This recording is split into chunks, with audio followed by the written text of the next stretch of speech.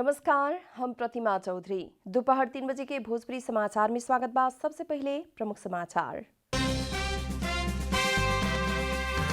प्रधानमंत्री ओली द्वारा स्थायी कमिटी बैठक आह्वान। राष्ट्रपति से देहल नया सरकार गठन के समय सीमा आज रात 9 बजे ओरा रहल। नेपाल वायु सेवा निगम द्वारा ओमान के मस्कट से 6 से थान ऑक्सीजन सिलिंडर लियावल जाए। वाइड बड़ी जहाज अगला शनिचर के मस्कट जाए। नेकपा एमाले द्वारा माधवकुमार नेपाल सहित 4 नेता के कार्रवाई फुकुआ। पार्टी एकताबद्ध बनावे के अधिकार अध्यक्ष केपी शर्मा ओली के। इजरायल और पैलेस्टाइन के बीच हिंसात्मक गतिविधि बढ़ती जा रहल। 13 बाल बालिका सहित 45 जने के मृत्यु। नेपाल सुपर लीग एनएसएल के फाइनल प्रवेश खातिर आज ललितपुर सिटी आ काठमाडौँ रेंजर्स बीच भिड़ंत।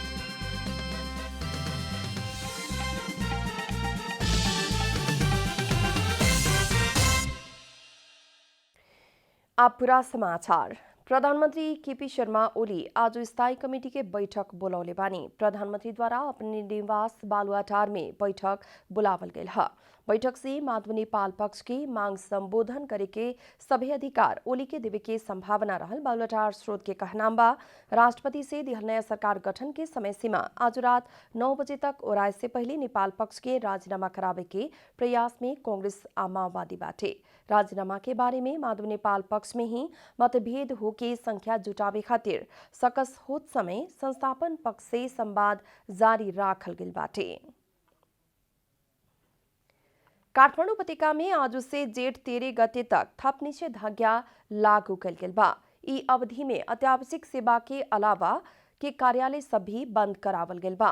काठमांडू के प्रमुख जिला अधिकारी काली प्रसाद पराजुली के मुताबिक कोविड-19 के जोखिम बढ़े के क्रम में रहल कारण ऐसा निर्णय लेहल गयल है। दवाई, खाद्यान्न आ अन्य अत्यावश्यक उपभोग्य वस्तु या सेवा खरीद खातिर तथा अत्यावश्यक सेवा लेवे के बाहिक कोनो भी व्यक्ति घर से बाहर निकले ना मिली। निषेधाज्ञा के अवधि भर अत्यावश्यक सेवा के कार्यालय के अलावा अन्य सभी जिला स्थित कार्यालय वैशाख 30 गते से बंद करावेला आदेश जारी कल गेल बा। अत्यावश्यक सेवा के कार्यालय के सेवा प्रवाह में कोनो व्यवधान आवे ना देवेला न्यूनतम जनशक्ति में काम करे के कहल गल बा। प्रमुख जिला अधिकारी पराजुली के मुताबिक ई बार निषेधाज्ञा में सवेरे 10 बजे तक अत्यावश्यक खाद्य सामग्री के दुकान, व्यवसाय आ डिपार्टमेंटल स्टोर्स खुला रही। लोग के भीड़भाड़ होके वाला सभी गतिविधि में रोक लगावल गई बा। साथ ही सार्वजनिक आ निजी सवारी साधन जेठ 13 गते रात 12 बजे तक संचालन में रोक लगावल गई बा। काठमाडौँ जिला प्रशासन द्वारा कोविड-19 संक्रमण तीव्र फैल रहल अवस्था में सभी पक्ष जिम्मेवार होके आगे बढ़े पड़े के कहत ध्यानाकर्षण करावल गेल बा।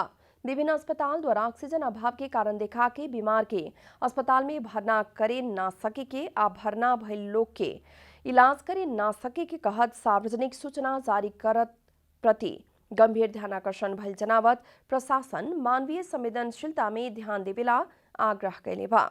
वर्तमान परिस्थिति में संक्रमण नियंत्रण खातिर अस्पताल, औषधि आ ऑक्सीजन के व्यवस्थापन में सभी पक्ष क्रियाशील हो रहल जानकारी करावत ऑक्सीजन के अभाव के पूरा करे खातिर सभी पक्ष से हो रहल प्रयास के नजरअंदाज करत सार्वजनिक सूचना के नामे सर्वसाधारण जनता में डर त्रास फैलावे के काम ना करेला भी प्रशासन अनुरोध कैले बा।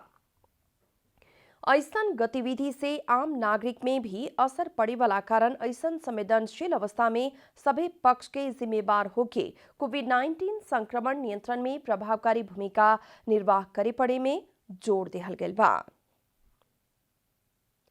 राष्ट्रीय ध्वजवाहक नेपाल वायु सेवा निगम ओमान के मस्कट से 6 से थान ऑक्सीजन सिलिंडर लियावे के जनौले बा। गैरावासी नेपाली संघ के सहयोग आ नेपाली दूतावास ओमान के सहकार्य में सहयोग स्वरूप प्राप्त होके वाला ऑक्सीजन सिलिंडर लेवे खातिर निगम के वाइड बॉडी A330 जहाज आवे वाला शनिचर के मस्कट जा रहल बा। शनिचर के मस्कट से ऑक्सीजन सिलिंडर लियावे के आ उहे दिन संझिया चीन के बेइजिंग में संकलित करीब 4 से थान ऑक्सीजन कंसंट्रेटर, 4 से थान सिलिंडर आ अन्य स्वास्थ्य सामग्री लियावे के तैयारी कैल गेल बा। सिलिंडर के अलावा चीन से ही 8 ऑक्सीजन जेनरेटर भी लियावे के तैयारी हो रहल बा। ओमान के बाद हर दिन 550 थान सिलिंडर उत्पादन होके वाला भइला से प्रतिदिन ही वाइड बॉडी A330 जहाज बेइजिंग पेठावल जाए। निगम द्वारा अन्यत्र उपलब्ध हो सके वाला सामान लियावे खातिर निगम के सभी जहाज तैयारी अवस्था में राखल भी जनावल गेल बा। नेपाल सरकार के संबद्ध सभी निकाय के सक्रियता में अगिला 10-12 दिन में ऑक्सीजन के समस्या समाधान होके के विश्वास भी लेहल गेल बा। विश्व स्वास्थ्य संगठन के नेपाल प्रमुख डॉक्टर राजेश सांभाजीराव पांडव इलाज मात्रे से संक्रमण नियंत्रण न होके वाला भइला से जन स्वास्थ्य के मापदंड के कड़ाई के साथ पालना करे के विकल्प न भेल बतौले बानी। वहां के विश्व भर ही महामारी निरंतर रूप में बढ़ते गई आम मृत्यु की संख्या भी बढ़ रहा कारण इलाज से भी स्वास्थ्य के मापदंड पालना करे तरफ सब केहू के सचेत आ ईमानदार होखेला जरूरी रहल भी बतौले बानी। संक्रमण नियंत्रण खातिर खूब महत्वपूर्ण आ शक्तिशाली उपाय भइला पर भी खूब के तत्काल सुनिश्चितता आ पहुंच में न रहल कारण स्वास्थ्य के मापदंड कड़ाई के साथ पालना करे पड़े में उहाँ के जोड़ देहनी। One, as I said, strict adherence to public health safety measures and quickly coupled with high and quick vaccine update. So I do understand there is a challenge of vaccines coming into the country, but we have the tools within the country, which other countries have also shown that once you utilize these tools to which is basically diligent case investigation, contact tracing, followed by isolation of those who are infected, who are sick, and quarantine of those contacts who have been exposed are the mantras for addressing this crisis. One, as I said, strict adherence to public. विगत के दशक में स्वास्थ्य प्रणाली में कल गई अपर्याप्त लगानी के प्रतिफल ही कोविड-19 के संकट के रूप में दुर्भाग्यवश देखा पड़ल उनकर तर्क बाटे। भोजपुरी समाचार में आप छोट विश्राम।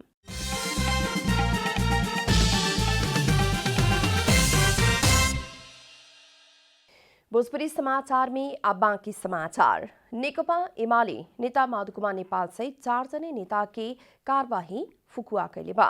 प्रधानमंत्री निवास बालुवाटार में आज बैठल स्थायी कमेटी बैठक द्वारा नेपाल सहित नेता भीम बहादुर रावल, घनश्याम भूषाल और सुरेंद्र प्रसाद पांडे की कार्यवाही फुकुआ कैल गेल नेकपा एमाले के प्रवक्ता प्रदीप गेवाली जानकारी देहनी। बैठकले पार्टी एकताको रक्षाका लागि विगतका सबै कुराहरू बिर्सेर एकतामा योगदान गर्न आह्वान गर्दै निलम्बन गरिएका नेताहरू माधव कुमार नेपाल, भीम रावल, घनश्याम भूषाल र सुरेन्द्र पाण्डेको निलम्बन फुकुवा गर्ने निर्णय गरेको छ। पिछला चैत में स्पष्टीकरण पूछल गैल में मनमाफिक जवाब ना दिहल जनावत उ नेता के एमाले 6 महीना खातिर पार्टी से निलंबन कैले रहे। उनकर मुताबिक बैठक द्वारा पार्टी एकताबद्ध बनावे के अधिकार प्रधानमंत्री तथा पार्टी अध्यक्ष केपी शर्मा ओली के देहल गैल बाटे। कोरोना संक्रमण से काठमाडौँ जिला अदालत के न्यायाधीश वासुदेव लाल श्रेष्ठ के निधन भइल बा। जिला अदालत के सृष्टिदार ज्ञानेन्द्र इटेनी के मुताबिक उनकर कुछ समय से शुक्रराज ट्रॉपिकल सरुआ रोग अस्पताल में इलाज चलत में आज निधन भइल ह। उनकर मुताबिक 2 सप्ताह से जिला अदालत में कल गेल परीक्षण में रिपोर्ट पॉजिटिव आयल रहे। श्रेष्ठ के शुरू में श्वास प्रश्वास में समस्या देखा पड़ल रहे। इससे पहले कोरोना के कारण न्याय परिषद सदस्य लक्ष्मी बहादुर निराला के भी निधन भइल रहे। जनता समाजवादी पार्टी द्वारा वैकल्पिक सरकार गठन में सहमति जुटावे खातिर शीर्ष नेता के बीच छलफल भइल बा। ललितपुर के बालकुमार स्थित पार्टी कार्यालय में काल्ह बुध के भइल छलफल में शीर्ष स्तर से वैकल्पिक सरकार गठन के विभिन्न विकल्प के बारे में विचार सब आयल नेता बाबूराम भट्टराई जानकारी देहनी। लोकतांत्रिक पार्टी भइला से फरक धारणा आयल स्वाभाविक भइल कहत उहाँ के छलफल जारी भइला से बीएफए तक पार्टी के एकीकृत धारणा तय करे के भी बतौले बानी।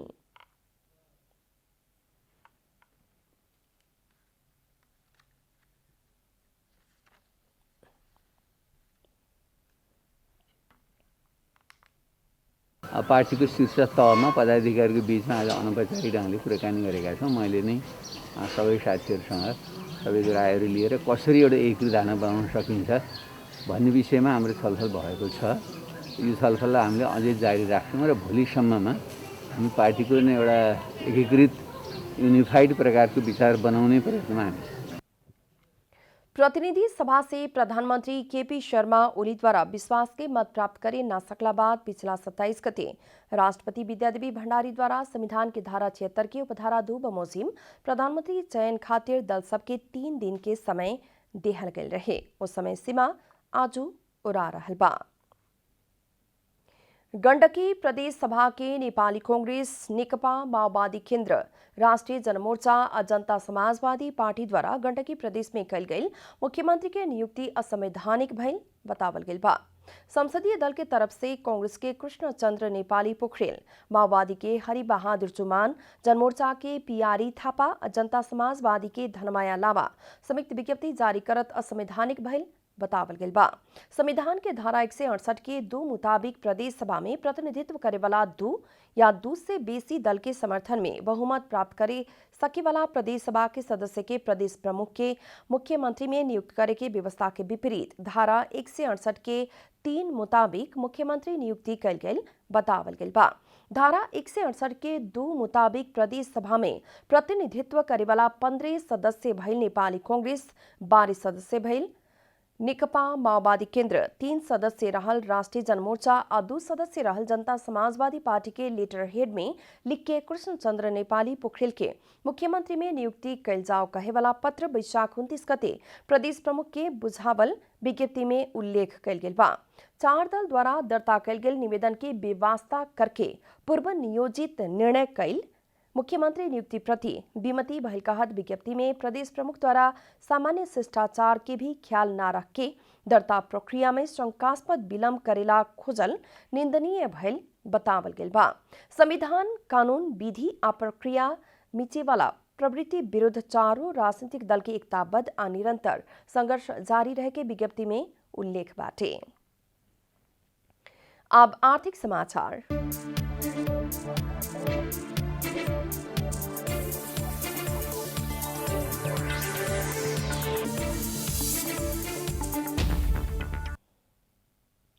आज नेपाली बाजार में सोना के भाव घटल बा। आज सोना तोला में 400 रुपया से घटल नेपाल सुन चांदी व्यवसायी महासंघ जनौले बा। छापा वाला सोना प्रति तोला 91,600 रुपया में कारोबार हो रहा बा। वही लेखा तेजाबी सोना प्रति तोला 91,100 रुपया में कारोबार भइल नेपाल सुन चांदी व्यवसायी महासंघ जनौले बा। वही लेखा चांदी के दाम भी तोला में 10 रुपया से घट के 1,335 रुपया में कारोबार भइल बा। भोजपुरी समाचार में फिर छोट विश्राम।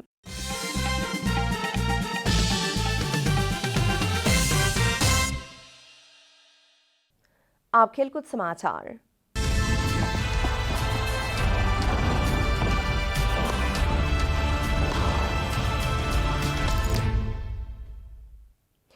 नेपाल सुपर लीग NSL के फाइनल प्रवेश खातिर आज ललितपुर सिटी FC आ काठमाडौँ रेजर्स के बीच भिड़ंत होखे वाला बा। पहिलका प्लेऑफ में हारल काठमाडौँ दोसरका एलिमिनेटर राउंड के विजेता ललितपुर संगे फाइनल प्रवेश खातिर भिड़े लागल है। बुध के बुटवल लुम्बिनी के हरावत फाइनल नजदीक पुगल ललितपुर 24 घंटा ना बीते काठमाडौँ के विरुद्ध उतरे लागल है।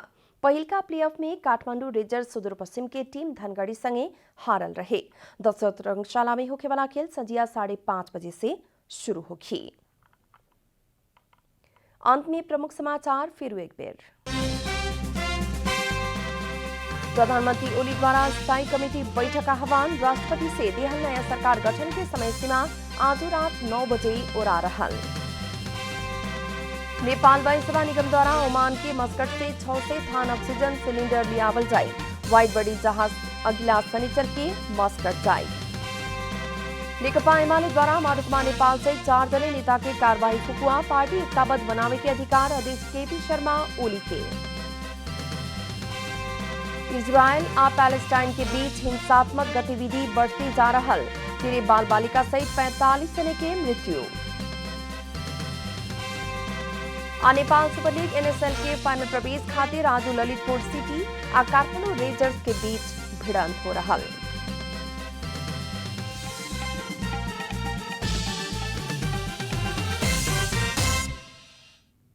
भोजपुरी समाचार अभी खातिर इतना ही। जनता द्वारा जनता खातिर प्रसारित जनता टेलीविजन के कार्यक्रम सब अपने यूट्यूब, ट्विटर, फेसबुक का हमने की वेबसाइट जनतासमाचार.com में भी पढ़ आ देख सकतानी लोग। सूचना में अपने के सहभागिता, समय में समाचार, हमने की प्रतिबद्धता। नमस्कार।